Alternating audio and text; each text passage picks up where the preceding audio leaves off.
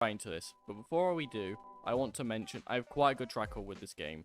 I've done a pistol only run, I've done on stream, and a no-hit run off stream. That's not to say I am the best at this game. This game has only been released for a week, and everyone is still learning. So if you have something to say, mention it in the comments. Other than that, let's jump straight into this. First of all, I want to mention that Master Mode isn't Veteran Mode or Survivor difficulty. Damage really hurts. And even though it says it when you're selecting Master difficulty, I feel like some people don't see it and don't play as safe as they need to. So, tip number 1 is to matchmake into matches, as the bots exist, but that is the only thing they are good at. Whilst other players can communicate to you and have a lot better awareness, which makes a lot of waves easy to deal with. Whilst playing with other players, you'll be able to just party up and farm and make things a lot more fun. Playing solo can get very boring quite quickly. I wonder how I know. Next, I want to talk about baiting hordes, and well, if you've only just made the jump from Veteran or Survivor, then you really won't understand starting a wave then running to your team. And even if this is AI, this gives you a lot more time to react and more room to work with, so don't try and run in and act like John Wick or something. This is a team game. Don't just try and run in and get yourself killed, because you will. Like I said, at the start, these enemies do a lot of damage. You'll get overrun, and there are so many enemies. Try and play a lot safer. Play with your team. My third tip is really only here just to come from the comment section, so people don't ask me, oh, what is the best gun in the game? Because I do have personal opinions, yeah. But right now, your guns are your preference. Bring whatever you like, whether it's the Arizona Falcon, the Assault Carbine. Most guns are good in this current state of the game. Whilst, yeah, like I said, I do have personal opinions. Just use whatever guns you like. Fourthly, I genuinely wrote fourthly in my script. So yeah, fourthly, I want to speak about training or running, whatever you want to call it. It's a skill that will help you out big time. And if you've played COD Zombies, you already know how it is.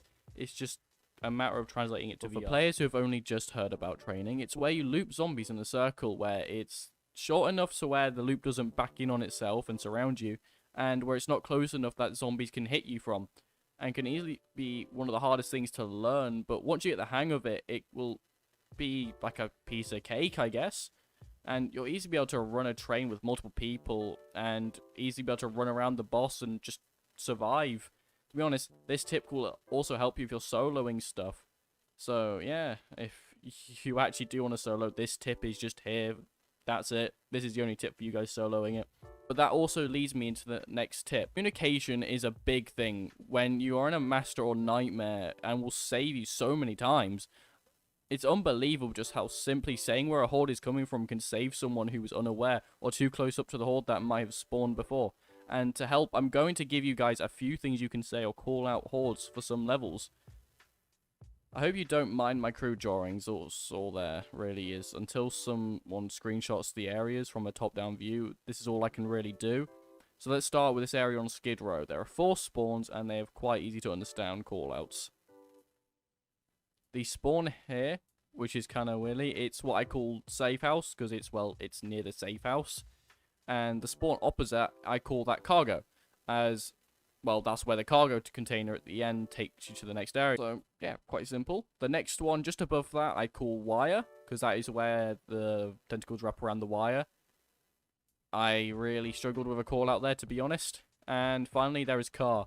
I wonder why it's called car. So, for Chinatown, there is construction. Well, they'll jump over the construction wall. There's safe house again. There is spawn side, because sometimes they will. And then there is either left side safe house or wall. It's up to you what you call that. To be honest, a simple behind you or to your left or to your right can easily save someone's life. So there are 2 most popular maps whenever doing master mode runs, and it's either Skid Row or Chinatown. Well, if you want to do all the maps, it's going to be really hard to try and find groups for it, seeing as people for some reason just really don't matchmake into them. Trust me, I've struggled trying to get into a relay tower. It took me so long, and I didn't even get into a lobby. I ended up with 2 people, aka me and 1 person. But enough of that. Try and just focus on the easier maps and the maps you like. There isn't one better.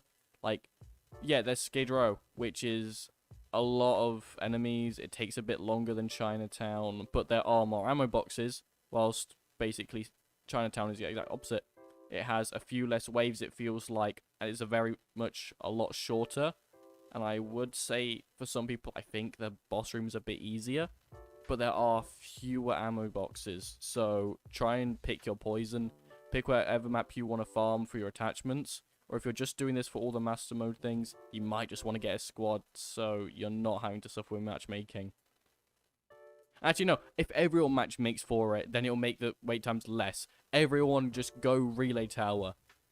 So, before I close out, I wanted to explain some simple gameplay tips which can help you in future runs. One simple tip is turning on simple reloading, as there are two types of reloading, advanced and simple. Whilst yes, advanced gives you the 2x harvest boost, if you are just going for the gun mods or completion for completion's sake, why not give it a shot? It could probably help you win a few more runs as well. Another tip is using the safe room dispensers. Like, yeah, there's nothing inherently wrong with buying nothing and saving your harvest, but like, buy bombs can just help you out. Like, they can clear out an entire horde, and obviously boosters, why not just bring a heal? Even if you're just going to use it, or you're just going to use it for maybe a res if you want to. I think it will definitely help out your runs, and I think some people just overlook buying items. Personally, I did when I first started out. I would only buy a 1 stim and it would be for me, and that was it, because I was a very solo player. But then I realized, why not bring 2? Because then, if I need to, I can heal someone, and then I can always save one just for myself. Now, the tip everyone's been coming here for. You know, the trick to beat the boss solo. And that... No, I'm kidding, okay. There is somewhat a trick to it, and it has a lot to do with training. It's just keep moving. The boss can't hit you unless you are standing still mainly. So as long as you're just slightly ahead of him, it won't be able to catch up. If he's running, just keep running ahead of him. He'll eventually try and swing or do something, which you'll easily be able to run out the distance of. Just don't pay attention to anything else other than where you are running, basically. And make sure every other enemy is cleared before you try and kill him. Good luck on your next run, and I hope you get a lot of harvest. See you guys in the next one. Peace.